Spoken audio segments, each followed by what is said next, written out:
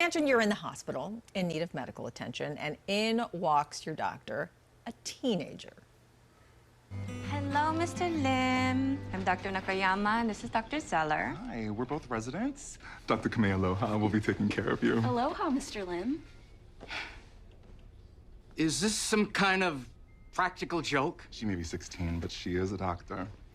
You know who she's like? Here we go. Remember Doogie Howser? That show from the 90s? She's like a real-life Doogie Howser. That's why we call her Doogie. Oh, I never made the connection. Girl, why did you think we called her Doogie?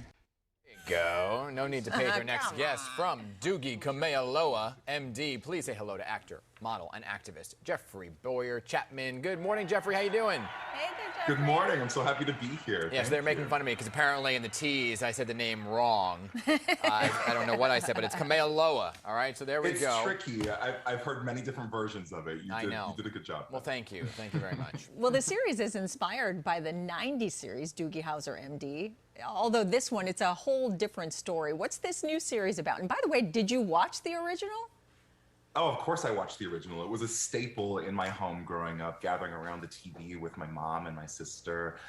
This is a reimagining of Doogie Howser. So it's set in modern day Hawaii. It's about a 16-year-old girl named Lahela Doogie Kamealoha. It's a coming of age dramedy about, learning the ins and outs of life while also managing being a brilliant genius teenage doctor.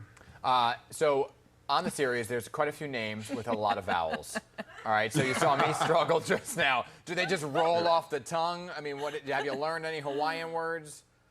Oh my gosh, I mean, I feel a few here and there, but really it was about learning the medical jargon that was the trickiest part. Yeah. I was just going to ask you that question. I mean, don't you have to know all the medical terms? And then actually when you're doing procedures, know exactly what you're doing. Otherwise, somebody at home is going to be making fun of you. 30 cc's, stat. Yeah, yeah.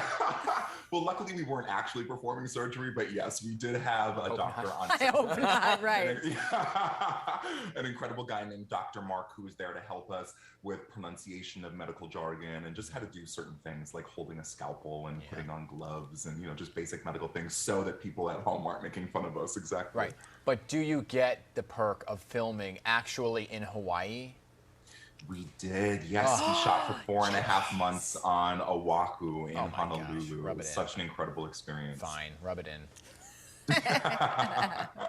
And you play Charles, and he's from the Midwest, and now living and working in Hawaii. That's really rough. So can you tell us a little bit more about your character and how he fits into the life of Doogie? Sure, yeah, he's so much fun. His name's Dr. Charles Zeller, so he's, like you said, a transplant from the Midwest, from Chicago. He's one of very few characters on the island who isn't a native. So as he's learning about the island and the culture and traditions and the history of the people, the audience learns right along with him. So it was such a fun process for me. It was my first time being there and spending this amount of time in Hawaii, other than being a tourist there for a couple of days or a week at a time. So I really got to immerse myself in the culture, and it was so much fun. He's a first-year resident, fresh out of medical school, working at the hospital right alongside Doogie, and he very much is in awe of her. He has an incredible amount of respect and reverence for her.